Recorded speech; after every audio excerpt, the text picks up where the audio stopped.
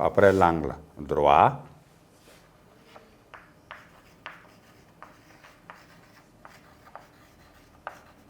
nous allons voir maintenant l'angle aigu. Après quoi, nous allons voir l'angle obtus, ainsi de suite. L'angle aigu.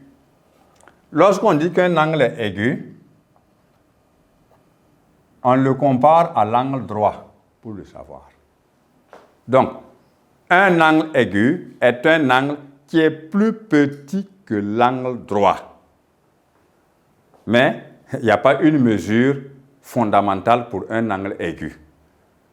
Tout comme dans le cas de l'angle droit. Donc ici, c'est un angle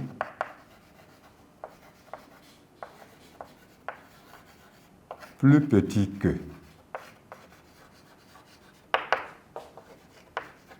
l'angle droit. Donc ici, l'angle droit est une référence. C'est une plaque tournante qui nous permet de connaître, n'est-ce pas, un angle aigu ou un angle obtus que nous allons aborder après.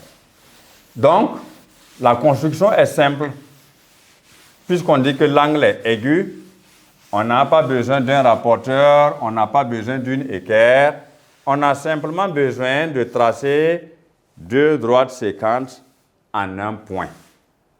Mais en restant dans la définition que l'angle obtenu doit être plus petit que l'angle droit. Alors, le dessin est simple. Voilà un côté, et je désigne par exemple par O le sommet de l'angle. Je veux maintenant le deuxième côté, mais sachant que l'angle obtenu doit être plus petit que l'angle droit. Donc, dans ce cas, les deux côtés ont tendance à beaucoup plus se rapprocher qu'à s'écarter l'un de l'autre. Sinon, je risque de ne pas avoir un angle aigu. Voilà.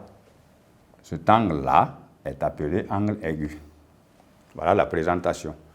Et si on désigne par A et par B un point de chaque côté afin d'obtenir les demi-droites, alors ici, nous disons que l'angle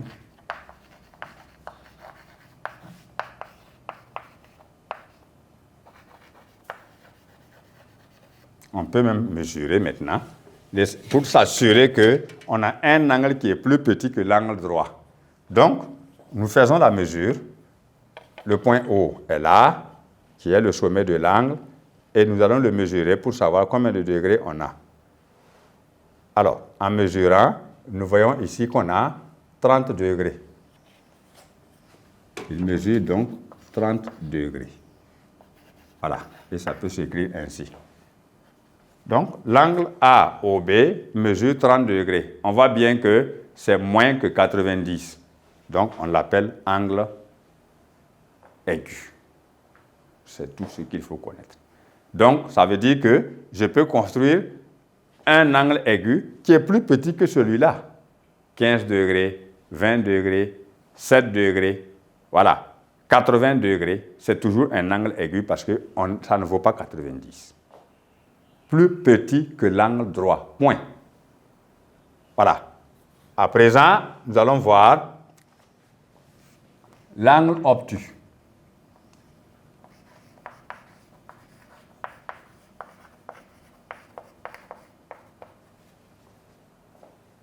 Alors, pendant que l'angle aigu est plus petit que l'angle droit, l'angle obtus à son tour doit être perçu en le comparant à l'angle droit toujours.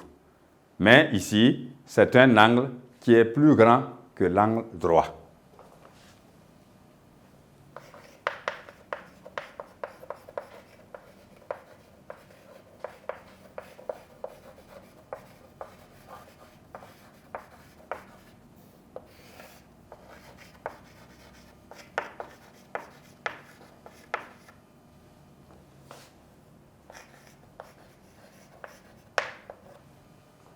Alors, s'il est plus grand que l'angle droit, cela veut dire que quand on va le mesurer, il doit dépasser 90 degrés. Et donc, on peut le dessiner, puisqu'on ne donne pas aussi une mesure fondamentale. mais nous dessinons simplement un angle de manière à ce qu'il soit plus grand que l'angle droit. Cependant, on peut se servir du rapporteur et aller au-delà simplement. Donc, je dessine par exemple un côté.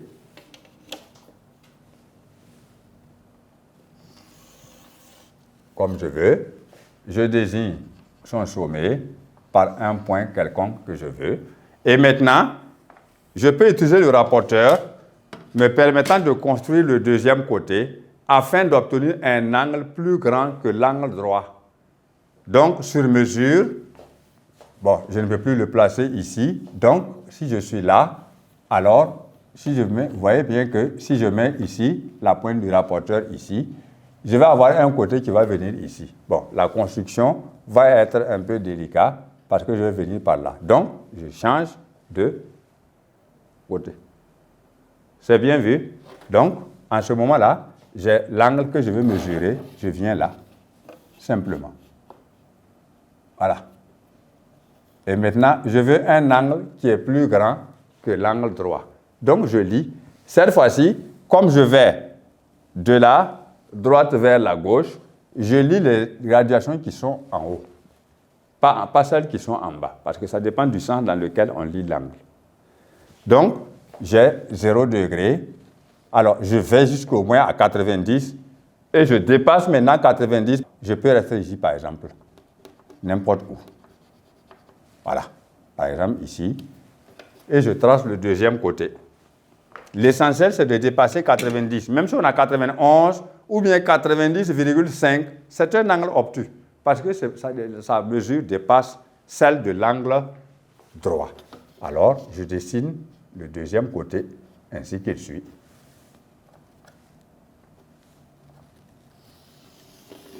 Voilà, cet angle-là est appelé maintenant angle obtus parce que sa mesure-là dépasse les 90 degrés.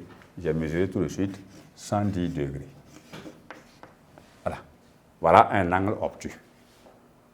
Voilà. Que je peux placer comme je veux. Voilà. On est libre. Voilà. On peut avoir un côté comme ça, et puis on va avoir l'autre côté comme ça. Voilà. On aura un angle obtus. Voilà. On peut mettre l'angle dans n'importe quelle position. Voilà. Alors, maintenant que nous avons vu l'angle obtus, nous allons voir à présent l'angle plat.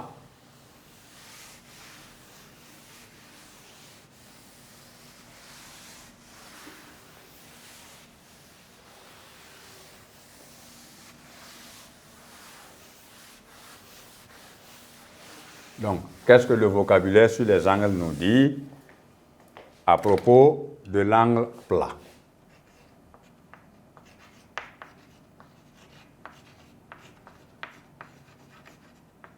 L'angle plat, comme son nom l'indique, c'est un angle, effectivement, qui dépasse l'angle droit, mais il ne faut pas dire que c'est un angle qui est plus grand que l'angle droit. Non. Il a une mesure fondamentale pour être appelé angle plat. C'est un angle qui mesure 180 degrés.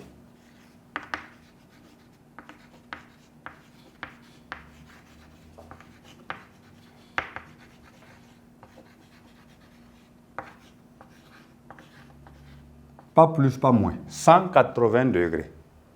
Si vous avez 179 degrés, vous avez un angle obtus, mais vous n'avez pas d'angle plat. Donc, si vous avez 182 degrés ou 181 degrés, vous avez encore un angle obtus, mais pas un angle plat. L'angle plat, vous le désignez ainsi, c'est 180 degrés. Alors, on trace un côté et vous allez voir la nuance maintenant. Alors, je désigne ici le sommet de l'angle que je vais appeler A. Ça veut dire maintenant qu'il y a deux demi-droites. La demi-droite d'origine A passant par B, par exemple, et la demi-droite d'origine A passant par C. Les trois points sont alignés nécessairement. Mais le sommet, c'est celui qui est au milieu. Alors, je place mon rapporteur et je mesure. Je vais voir effectivement que, en partant de 0, je lis les graduations qui sont donc en bas parce que je vais de la droite vers la gauche. Alors, j'ai 0, j'ai 90 et je continue. 100, 110, 150, 160, 170, 180. Donc, j'obtiens effectivement les 180 degrés. Et l'angle ici a pour sommet le point A. Alors, on le matérialise ainsi. Voilà. Ces côtés ici sont, dans notre cas, il faut qu'on puisse désigner ces côtés.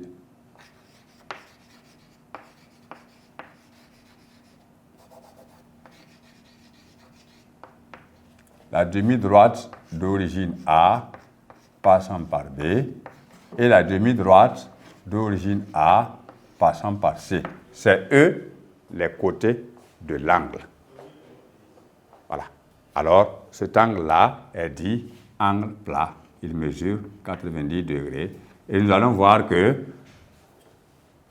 quel que soit le nom qu'on utilise pour chacun des points et pour le sommet, ils sont alignés dans cet ordre-là. BAC ou CAB. Donc, on va le noter comme ça. BAC, ou on peut aller dans l'autre ordre, CAB. Voilà, ils sont tous égaux à 180 degrés.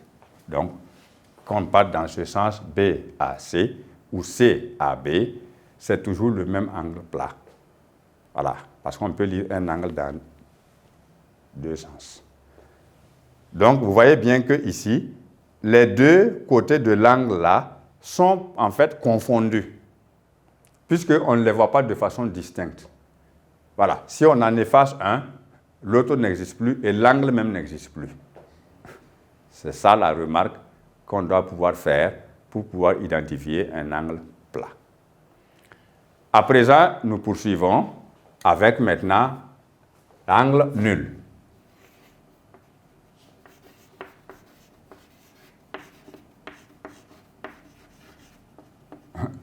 Comme on dit, comme lui il est nul, il n'y a pas autre chose à dire. Lui, il mesure seulement 0 degré.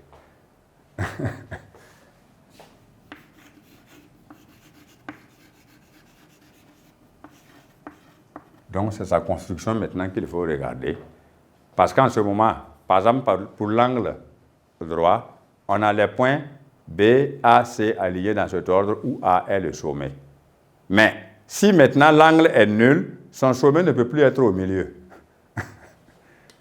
C'est ça qu'il faut pouvoir comprendre et faire la différence entre l'angle plat et l'angle nul. C'est par rapport à leur sommet.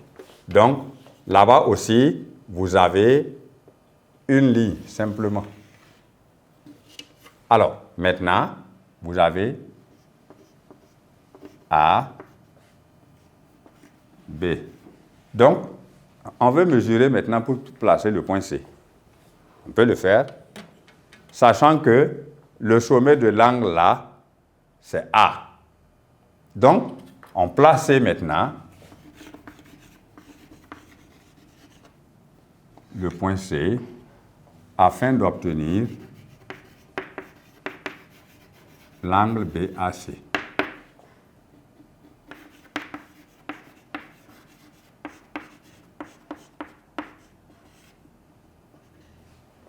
Donc, le sommet de l'angle, c'est A. Donc, le rapporteur, là, se place sur la pointe du sommet qu'on va mesurer. Maintenant, nous, on veut 0 degré. Donc, on lit. Voilà. Puisque le sommet est ici.